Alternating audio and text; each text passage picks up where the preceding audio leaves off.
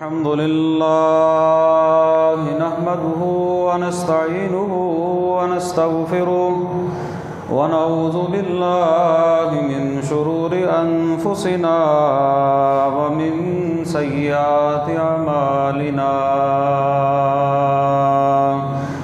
من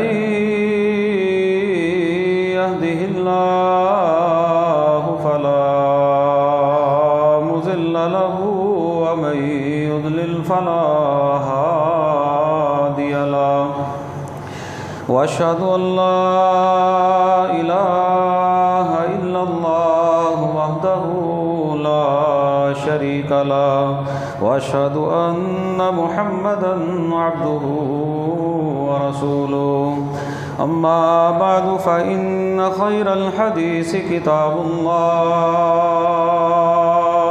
وخير الهدي هدي محمد صلى الله عليه وسلم وشر الأمور محدثاتها وكل محدثة بدعة وكل بدعة ضلالة وكل ضلالة في النار يا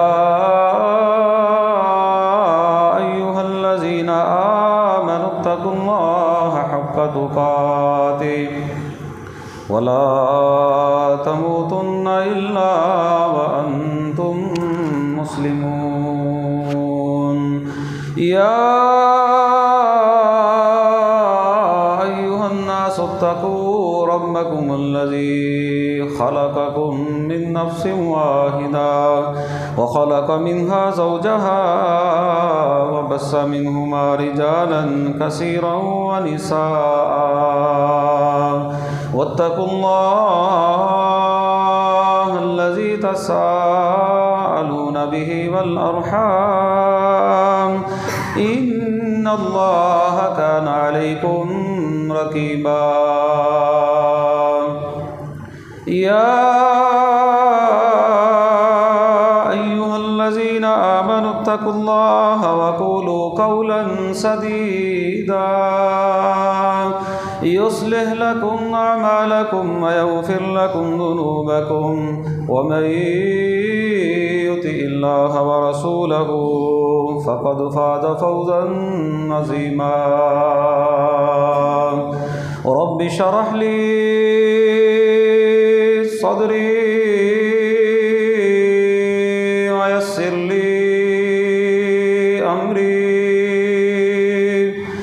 واحلل عقدة من لساني يفقهوا قولي واجعل لي وزيرا من أهلي اللهم انفعنا بما علمتنا وعلمنا ما ينفعنا وزدنا علما أعوذ بالله السميع العليم من الشيطان الرجيم من همزه ونفخه ونفسه بسم الله الرحمن الرحيم ذلك بأن الله هو الحق وأن ما يدعون من دونه هو الباطل وأن الله هو العلي الكبير ہر قسم کی حمد و ثنا، بڑائی، کبریائی، یکتائی، بادشاہی، شہنشاہی اللہ رب العالمین کی ذات کے لیے خاص ہے، جو علی کل شیء قدیر ہے، فعال لما یرید ہے، ہر چیز پر وہ قادر ہے، جو وہ چاہتا ہے وہ کرتا ہے۔ درود و سلام امام الانبیاء خاتم النبیین رحمۃ للعالمین جناب محمد رسول اللہ صلی اللہ علیہ وسلم کی ذات گرامی پر خاص، بخشش اور رحمت کی دعا صحابہ کرام، اہل بیت، آب نظام، اولیاء کرام، محدثین نظام اور بزرگان دین کے لیے۔ حمد و ثنا کے بعد میرے قابل احترام بزرگوں، ساتھیوں، دوستوں، میری اسلامی روحانی ماں اور بہنوں، توحید دین اسلام کی بنیاد ہے۔ توحید سب سے پہلا جو ہے وہ فرض ہے۔ توحید کے بغیر بندہ دائرہ اسلام کے اندر جو ہے وہ داخل نہیں ہو سکتا۔ توحید ہی وہ چیز ہے جس کے لیے اللہ رب العالمین نے تمام انبیاء کرام اور رسولوں کو جو ہے وہ مبعوث کیا۔ توحید ہی وہ چیز ہے جس کی وجہ سے مسلمان اور کافر کے درمیان جو ہے وہ فرق کیا جاتا ہے۔ توحید ہی وہ چیز ہے جس کے ساتھ اللہ رب العالمین نے تمام معبودان باطلہ کی نفی کی ہے۔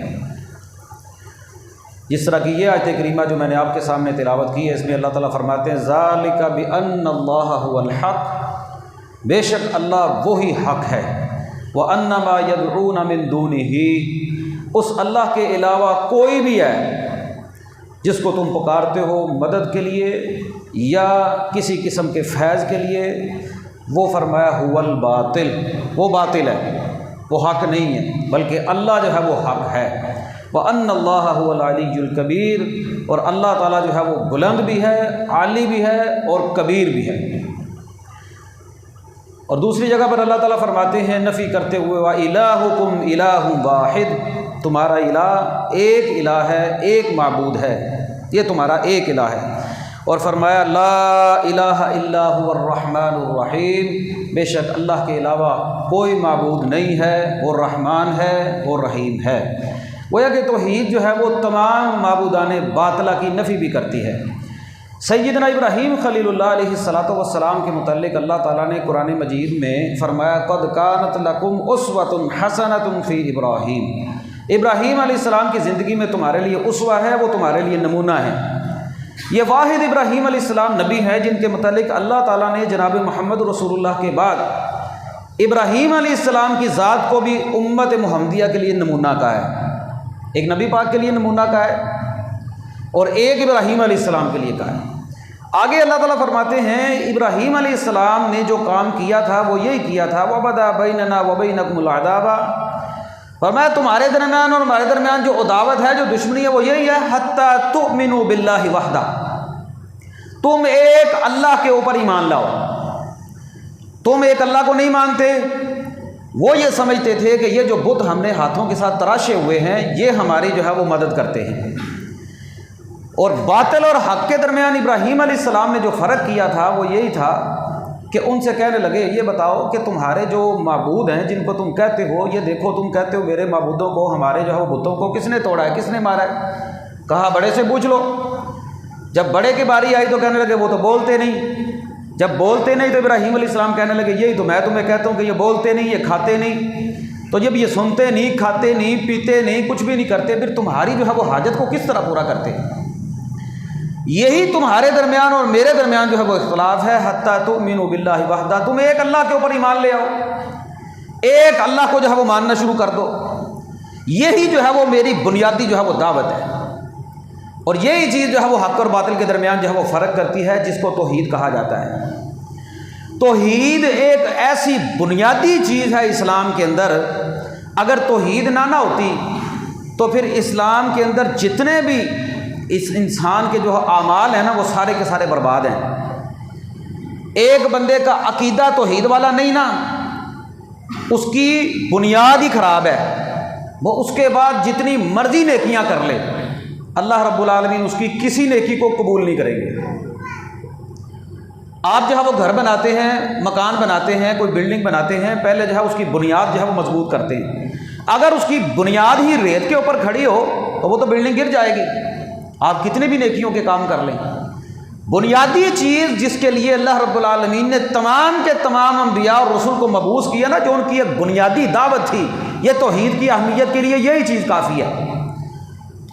1,24,000 کے قریب کم و پیش اللہ تعالیٰ نے پیغمبر اور نبی مبعوث کیے ہیں، تھوڑے نہیں۔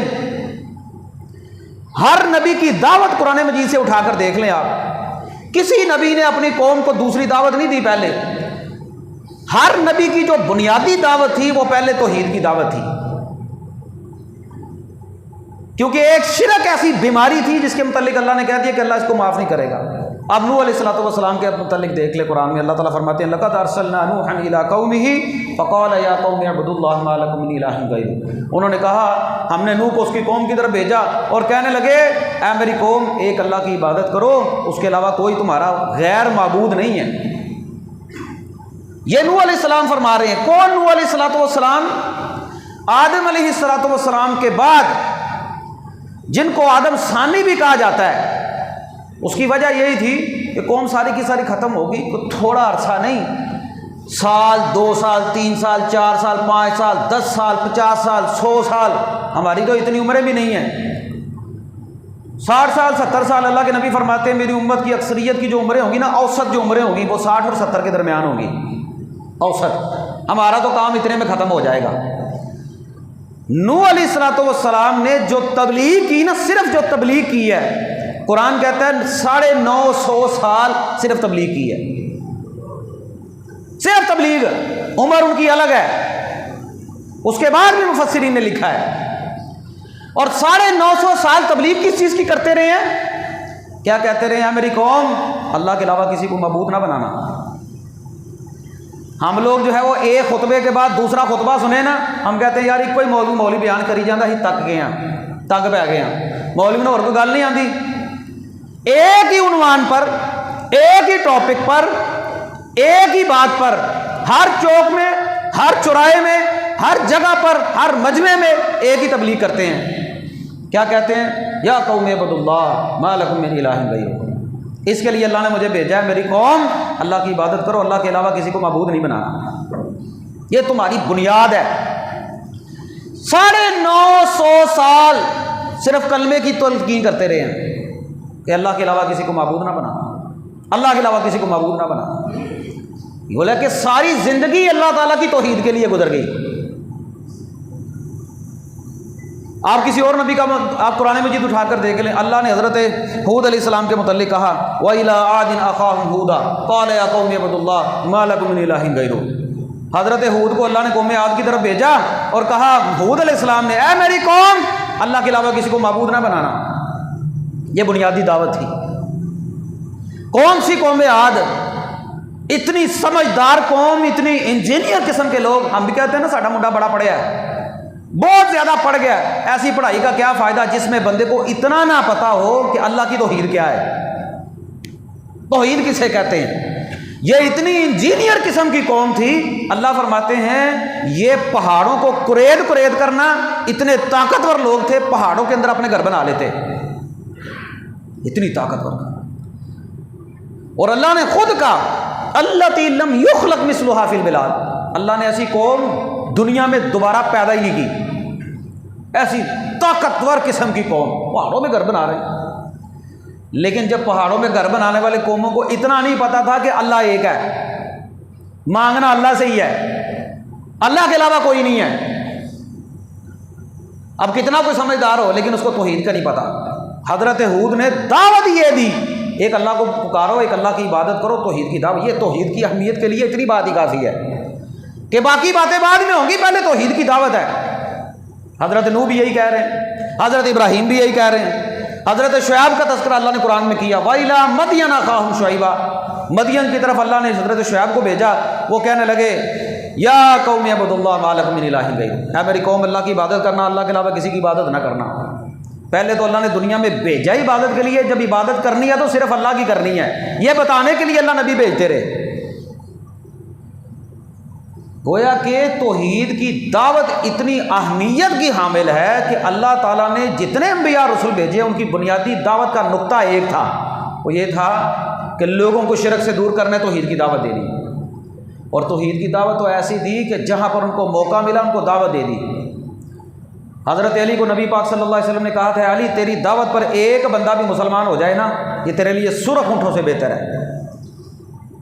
اچھا چلے ہم لوگ اپنی طرف ہی دیکھ لیں، ہم نے کتنے لوگوں کو کھڑا کر کے کہا ہے کبھی کہ یار صرف ایک اللہ کے علاوہ کسی سے شفا نہیں مانگنی،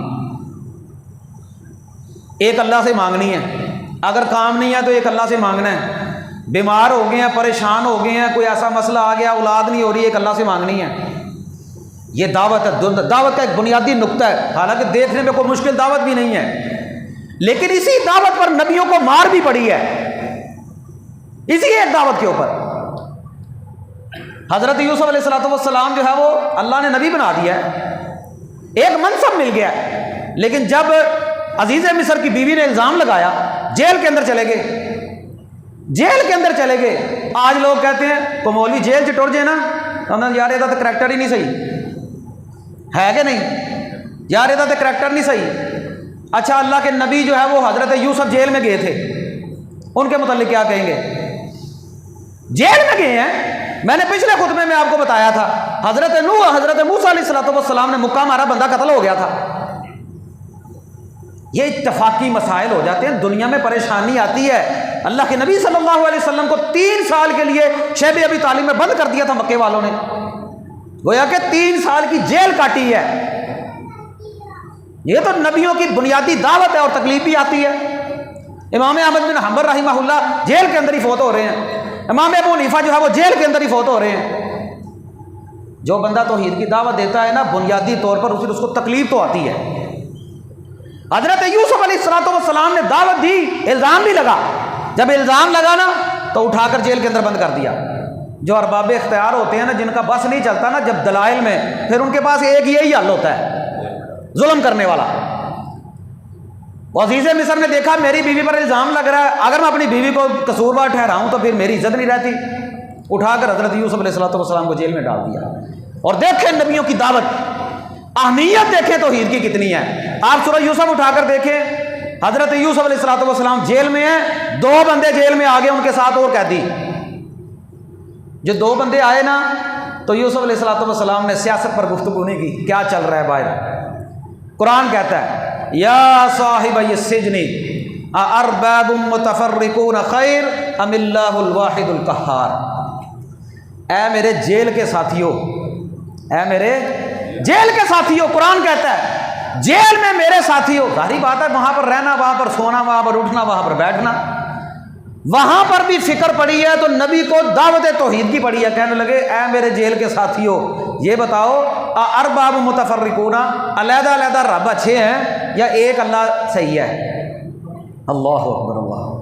یار ہماری بھی مجلس ہوتی ہے، ہم لوگ بھی جو ہے وہ کتنا وقت جو ہے وہ ضائع کرتے ہیں، اور اللہ کے نبی نے فرمایا تھا ایک وقت آئے گا کہ کل قیامت کے دن تم اپنی اس مجلس پر حسرت کرو گے جس حسرت میں تم نے اللہ اور اس کے رسول کے اوپر اس کا نام نہیں لیا یا رسول اللہ پر درود نہیں پڑھا۔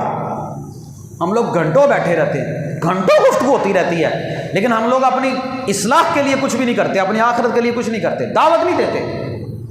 دعوت جو بنیادی نقطہ ہے وہ یہ بنیادی نقطہ ہے بھائی آپ کا عقیدہ کیا ہے۔ چھوٹے چھوٹے بچوں کو یہ بتایا جائے اللہ ایک ہے۔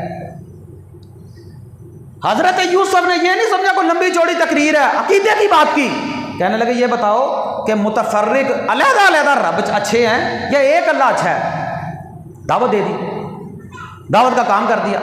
جو نبیوں کی دعوت کا ایک بنیادی حصہ تھا وہ کسی جگہ بھی بیٹھتے تو دعوت کا کام جو ہے وہ ضرور کرتے، اور اللہ تعالیٰ نے علیحدہ علیحدہ نبیوں کا تذکرہ بھی کیا اور مشترکہ بھی قرآن مجید میں کہا وَمَا أَرْسَلْنَا مِن قَبْلِكَ مِن رَّسُولٍ إِلَّا نُوحِي إِلَيْهِ أَنَّهُ لَا إِلَٰهَ إِلَّا أَنَا فَاعْبُدُونِ۔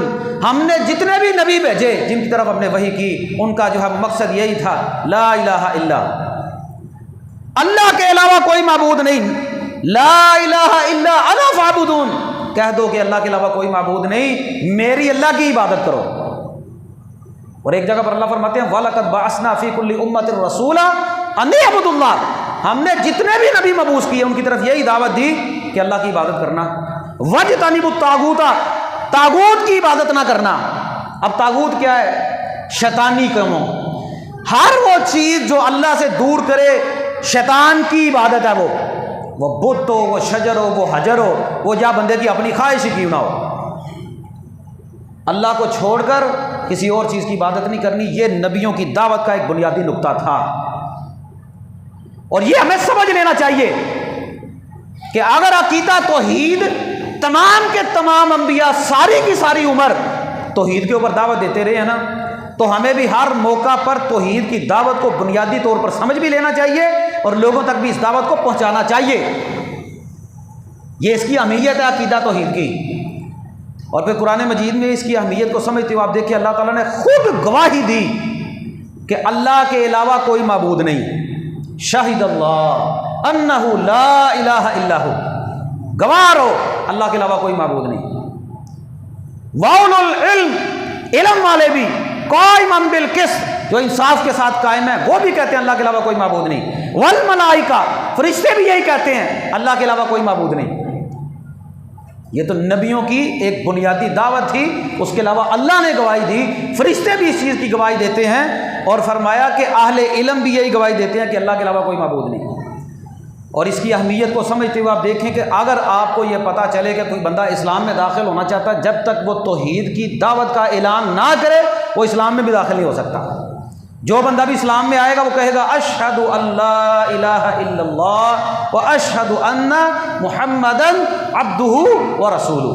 مطلب کیا ہے؟ میں گواہی دیتا ہوں، میں اشہد، میں گواہی دیتا ہوں اللہ الہ الا اللہ، اللہ کے علاوہ کوئی معبود ہے ہی نہیں۔ اور دوسری گواہی کیا ہے؟ محمد رسول اللہ، محمد صلی اللہ علیہ وسلم اللہ کے رسول ہیں، یا محمد عبدہ و رسول، اس کے بندے بھی ہیں، اس کے رسول بھی ہیں۔ اب یہ بنیادی دعوت ہے۔ توحید کے بغیر بندہ اسلام میں بھی نہیں آ سکتا۔ یہ توحید ہی ایک ایسی چیز ہے جو تمام کے تمام اسلام کی بنیاد ہے۔ بنی الاسلام علی خمس، شہادت اللہ الہ الا اللہ۔ اللہ کے نبی فرماتے ہیں 5 چیزوں پر اسلام کی بنیاد ہے، ان میں سے ایک بنیادی چیز یہ ہے اللہ کے علاوہ کوئی معبود نہیں، اللہ کے علاوہ کوئی معبود نہیں۔ یہ توحید ہی ہے جو تمام کے تمام انبیاء کی دعوت کا نقطہ آغاز بھی تھا، اور اس کی دعوت وہ عام بھی کرتے رہے۔ نبی پاک صلی اللہ علیہ وسلم کو جب اللہ تعالیٰ نے کہا ہے نا کہ خفیہ تبلیغ ہوگی یا 3 سال، اب آپ جو ہے وہ اعلان کریں نبوت کا، لوگوں کو بتائیں وَأَنذِرْ عَشِيرَتَكَ الْأَقْرَبِينَ۔ اللہ کے نبی صلی اللہ علیہ وسلم صفا پہاڑی پر چڑھ گئے۔ کون سی صفا پہاڑی؟ وہ صفا پہاڑی جس کی آج بھی جو ہے وہ صحیح کی جاتی ہے، صفا اور مروہ کی طرف۔ اللہ آپ سب کو وہاں پر لے جائے، صفا پہاڑی۔ اس صفا پہاڑی پر چڑھ کر اللہ کے نبی صلی اللہ علیہ وسلم نے تمام کے تمام لوگوں کو وہاں پر اکٹھا کیا، اور مکے والوں کو اکٹھا کر کے کہا قولوا لا الہ الا اللہ، لوگو لا الہ الا اللہ کہہ دو تفلحوا، تم کامیاب ہو جاؤ گے۔ تملکون العرب والعجم، اللہ تمہیں اس کی برکت سے عرب کا بھی جو ہے وہ مالک بنا دے گا اور عجم کا بھی مالک بنا دے گا۔ یہ نبیوں کی ایک بنیادی دعوت تھی۔ نبی پاک صلی اللہ علیہ وسلم نے جب اعلانیہ دعوت کا آغاز کیا تو کہا لا الہ الا اللہ، کوئی دوسری دعوت نہیں دی۔ یہ کہا سب سے پہلا عقیدہ توحید کا جو ہے وہ اعلان کرو، کہو لا الہ الا اللہ۔ اور ان لوگوں کو پتا تھا کہ لا الہ الا اللہ کا مطلب کیا ہے، اسی لیے چچا ابو لہب کھڑا ہو کر کہنے لگا تب لک یا محمد، تیرا ہاتھ ٹوٹ جائے محمد، تو نے اس کام کے لیے ہمیں اکٹھا کیا تھا، نعوذ باللہ من ذالک۔ اور جب توحید کی بات آئی چچا گھر سے مخالفت کرنے لگا، اللہ رب العالمین نے آسمانوں سے اپنے نبی کا دفاع کیا اور کہا تبت یدا ابی لہب، تیرا ایک نہیں ابو لہب تیرے دونوں ہاتھ ٹوٹ جائیں۔ اللہ اکبر اللہ۔ اللہ کو توحید کی دعوت اتنی پسند ہے کہ اللہ نے قرآن نازل کر دیا، قیامت تک کے لیے پڑھا جائے گا تبت یدا ابی لہب، ابو لہب تیرے دونوں ہاتھ ٹوٹ جائیں۔ تو کہتا ہے کہ محمد کے ہاتھ ٹوٹ جائے صلی اللہ علیہ وسلم۔ پہلی دعوت یہ تھی جو آپ نے پہاڑی پر چڑھ کر دی۔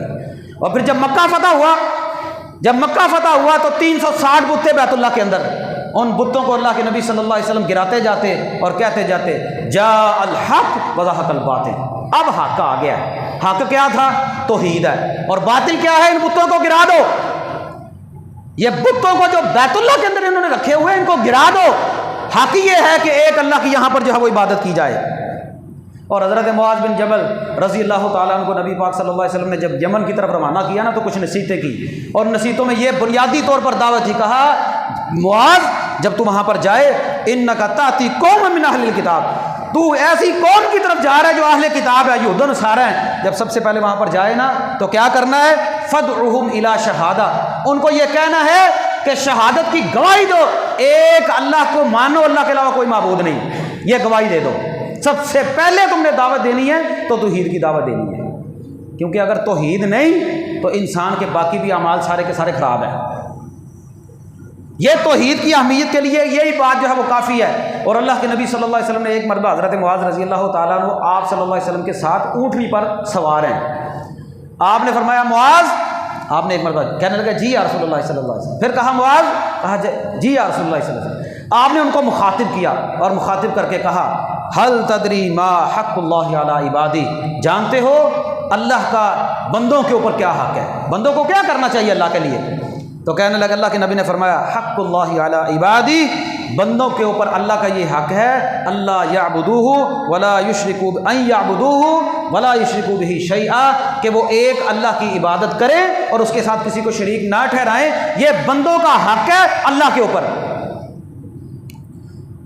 بندوں کے ذمہ یہ حق ہے اللہ کا کہ اللہ کی عبادت کرنی ہے، اللہ کے علاوہ کسی کو معبود نہیں بنانا۔ اور پھر فرمایا حل تدری ما حق العباد علی اللہ، اللہ کا کیا حق ہے بندوں پر، اللہ کا بندوں کے اوپر کیا حق ہے؟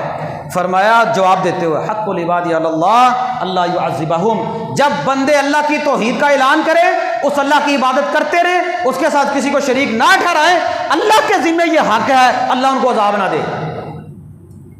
اللہ اکبر اللہ۔ عقیدہ توحید کے لیے اس کی اہمیت میں یہ حدیث بڑی جامع حدیث ہے کہ اگر کوئی بندہ توحید کے مطابق زندگی گزارے، جہاں جہاں پر عبادت کا حکم ہوا ہے وہاں وہاں پر ایک اللہ کی عبادت کرے، تو اللہ کے ذمہ یہ حق ہے اللہ ان کو عذاب نہ دے، اللہ کے ذمہ یہ حق ہے۔ اللہ رب العالمین نے ایسے بندوں کو عذاب نہیں دینا، یہ اللہ کے ذمہ حق ہے، جو بندے جو ہے وہ اللہ تعالیٰ کی عبادت کرتے ہیں، اس کے علاوہ کسی کو شریک جو ہے وہ نہیں ٹھہراتے۔ اور یہ توحید کی اہمیت کے لیے یہ بات سمجھ لیں، توحید ایمان کا نقطۂ آغاز ہے، ایمان کا نقطۂ آغاز ہے۔ شہادت دینی پڑے گی، اور جب کسی کو دعوت دیں تو سب سے پہلے جو ہے وہ کلمے کی دعوت ہے، اس کے بغیر جو ہے وہ بندہ کامیاب ہی نہیں ہو سکتا۔ نبی پاک صلی اللہ علیہ وسلم کے چچا ساری زندگی آپ صلی اللہ علیہ، بھائی صاحب اٹھو ذرا چلاؤ، اللہ کے نبی صلی اللہ علیہ وسلم چچا ابو طالب ہے، ساری زندگی جناب رسول اللہ صلی اللہ علیہ وسلم کا جو ہے وہ ساتھ دیا، آپ صلی اللہ علیہ وسلم کا ساتھ دیا ساری زندگی جناب رسول اللہ صلی اللہ علیہ وسلم نے۔ آپ صلی اللہ علیہ وسلم کا ساتھ دیتے ہیں حضرت ابو طالب، چچا ابو طالب کے پاس گئے، دعوت دی اور جا کر کہنے لگے چچا کلمہ پڑھ لو۔ یار توجہ میری طرف کریں، میں نے آپ کو پہلے کہا تھا آپ کا کام نہیں ہے یہ، توجہ میری طرف کریں، خطبہ چل جائیں گے ابھی، اسی کوئی بات نہیں، 10-15 منٹ آپ کا ٹائم ہے، توجہ میری طرف رکھیں، مزہ نہیں آتا پھر گفتگو کرنے کا، بس اتنا سا کام ہو گیا، ختم ہو گیا، بس بیٹھ جائیں بیٹا، اب کوئی کام نہیں کرنا۔ اللہ کے نبی صلی اللہ علیہ وسلم کا ساتھ دیا چچا ابو طالب نے ساری زندگی چچا ابو طالب نے ساتھ دیا۔ جب آخری وقت آیا نا تو اللہ کے نبی صلی اللہ علیہ وسلم پھر دعوت دینے چلے گئے۔ جب دعوت دینے گئے نا تو آپ صلی اللہ علیہ وسلم نے فرمایا چچا کلمہ پڑھ لو، کلمہ پڑھ لو، آپ کا یہ کلمہ کل لا الہ الا اللہ کلمتن، لا الہ الا اللہ کہہ دے، ایک کلمہ ایسا ہے اشہد لک بہا عند اللہ، میں اللہ کے ہاں آپ کی گواہی دوں گا کہ آپ نے کلمہ پڑھا تھا، میں اللہ کے ہاں گواہی دے دوں گا آپ کی کہ آپ نے کلمہ پڑھا تھا۔ گویا کہ آپ صلی اللہ علیہ وسلم نے چچا ابو طالب سے صرف اتنا کہا کہ فوت ہونے سے پہلے کلمہ ہی پڑھ لیں، لیکن چچا ابو طالب جو ہے وہ کہنے لگے، پاس ابو جہل کھڑا تھا، ساتھ جو ہے وہ رشتہ دار کھڑے، انہوں نے کہا وہ کہنے لگے کہ میں اپنے جو ہے وہ عبد المطلب کے دین کے اوپر جو ہے وہ فوت ہو رہا ہوں، نہیں نصیب ہوا۔ یہ توحید کی دعوت بنیاد تھی، اگر توحید کو اپنا لیتے تو اللہ کے نبی صلی اللہ علیہ وسلم کے چچا نے جو کام کیا تھا اللہ کے نبی کا ساتھ دے کر ان کے مقام کو بھی کوئی نہ پہنچتا۔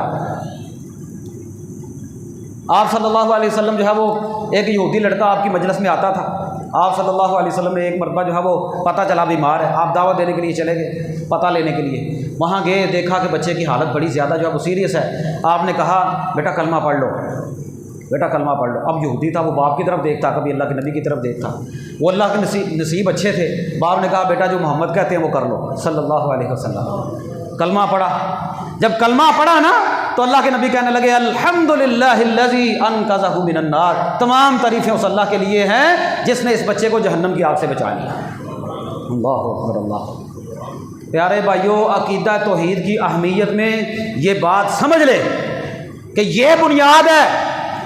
عقیدہ توحید کی دعوت تمام نبیوں کا کام تھا، عقیدہ توحید کی دعوت یہ نقطۂ آغاز تھا، عقیدہ توحید یہ بنیاد ہے، یہ کافر اور مسلمانوں کے درمیان جو ہے وہ فرق کرنے والی چیز ہے۔ یہی عقیدہ توحید تھا جس عقیدہ توحید کی وجہ سے مکے کے اندر مسلمانوں نے مارے کھائی، یہی عقیدہ توحید تھا جس کی وجہ سے نبی پاک صلی اللہ علیہ وسلم کو طائف کے میدان کے اندر جہاں پتھر مارے گئے، یہی عقیدہ توحید تھا جس کی وجہ سے جنگ بدر ہوئی، جنگ احد ہوئی، جنگ خندق ہوئی، جنگ حنین ہوئی، مدینے کے اندر جتنی بڑی بڑی جنگیں لڑی گئی، یہی وہ عقیدہ توحید تھا جس کی وجہ سے نبی پاک صلی اللہ علیہ وسلم کے دندان بارے شہید ہوئے، یہی وہ عقیدہ توحید تھا جس کی وجہ سے مسلمانوں نے اپنے آپ کو شہید کروایا، یہی وہ عقیدہ توحید تھا جس کی وجہ سے لوگ حبشہ کی طرف ہجرت کر کے گئے، اپنا گھر بار چھوڑ دیا، اپنے بیوی بچوں کو لے کر جو ہے وہ چلے گئے، یہی وہ عقیدہ توحید تھا، سب کچھ چھوڑ کر مکے کو چھوڑ کر مدینے کی طرف مسلمانوں نے جو ہے وہ ہجرت کر لی، یہی وہ عقیدہ توحید تھا جس کی وجہ سے مسلمانوں نے مارے کھائی۔ حضرت بلال کا آپ قصہ پڑھ کر دیکھ لیں، حضرت سمیہ کا واقعہ پڑھ کر دیکھ لیں، یہی وہ توحید تھی جس توحید کی وجہ سے حضرت ابوبکر کو مارا گیا، یہی وہ توحید تھی جس کی وجہ سے بیت اللہ میں حضرت ابو ذر کو مارا گیا، عبداللہ ابن مسعود کو مارا گیا، یہی وہ عقیدہ توحید تھا جس کے لیے ہمارے بڑوں نے قربانیاں دی، یہی وہ عقیدہ توحید تھا جو بر صغیر پاک و ہند کو علیحدہ کرنے کا بنیاد اور سبب بنا۔ پاکستان کا مطلب کیا؟ یہی وہ عقیدہ توحید تھا، اپنے بچوں کو سمجھائے جس کے لیے لوگوں نے گھر بار چھوڑا، سب کچھ چھوڑا اور سب کچھ چھوڑ کر جو ہے وہ ہجرت کر کے جو ہے وہ نکل آئے۔ ان کو کیا پتا عقیدہ توحید کیا تھا؟ اسی توحید کی خاطر ہمارے بزرگوں نے قربانیاں دی، اسی توحید کی خاطر پوری کی پوری ریل گاڑی کے اندر بلوائیوں نے کاٹ کر رکھ دیا، یہی وہ عقیدہ توحید تھا، یہی وہ لا الہ الا اللہ تھا جس کی وجہ سے وہ بلوائیوں نے، وہ سکھوں نے وہ بچوں کو نیزوں کے اوپر ٹانگ دیا، یہی وہ عقیدہ توحید تھا، یہی وہ لا الہ الا اللہ تھا جس کی وجہ سے لوگوں نے اپنی بچیوں کو اپنے ہاتھوں سے ان کی عزت چلے جانے کے ڈر سے کنووں کے اندر پھینک دیا، لوگوں نے عزت کے ڈر سے اپنی جوان بچیوں کو کنووں کے اندر جو ہے وہ پھینک دیا، کنووں کے اندر بچیوں نے جو ہے وہ اپنے آپ چھلانگیں لگا کر اپنی عزت کو بچا لیا، یہی عقیدہ توحید تھا، یہی عقیدہ توحید تھا۔ پڑھے جو ہے وہ پاکستان کی تاریخ کو، جب ریل گاڑی چلی نا تو ریل گاڑی میں اتنا قتل عام کیا گیا کہ کتے مسلمانوں کی لاشوں کو کھاتے تھے، اور لوگ آئے کسی کا باپ آ گیا، کسی کا بھائی آ گیا، کسی کی بہن آ گئی، کسی کی بیٹی آ گئی، کسی کا بھائی آ گیا، پتہ ہی نہیں خاندانوں کے خاندان، کوئی ادھر رہ گیا، کوئی ادھر رہ گیا، کوئی شہید کر دیا گیا، کوئی پہنچا کوئی نہیں پہنچا۔ اللہ نے اتنی بڑی نعمت مسلمانوں کو پاکستان عطا کیا۔ ابھی یہ 14 اگست کا دن آئے گا، پچھلے سال کا واقعہ نہیں بھولا، 14 اگست پر جشن جو ہے وہ جشن پاکستان کے نام پر، جشن آزادی کے نام پر ہمارے ایوان وزیر اعظم کے اندر مجرا کیا گیا، کنجروں کو نچایا گیا، بغیرتوں کو نچایا گیا، گلوکاروں کو نچایا گیا، یہ لا الہ الا اللہ تھا، اس کی وجہ سے لوگوں نے قربانیاں دی تھی، یہ لا الہ الا اللہ اور توحید تھی۔ ہمارے ہاں نوجوانوں کو کیا پتا، یہ جھنڈیاں لگا لیتے ہیں، باجے بجا لیتے ہیں، ایک کلر کے کپڑے پہن لیتے ہیں، جھنڈے کو جو ہے وہ اپنے ماتھے پر پھر سلنسر نکال لیتے ہیں، بابا بابا کرتے ہوئے گزرتے پھرتے، ان کو کیا پتا توحید کیا ہوتی ہے۔ یہ پیارے بھائیوں عقیدہ توحید تھا۔ کبھی کسی بوڑھے کے پاس، اپنے بڑے کے پاس بیٹھ کر پوچھے تو صحیح۔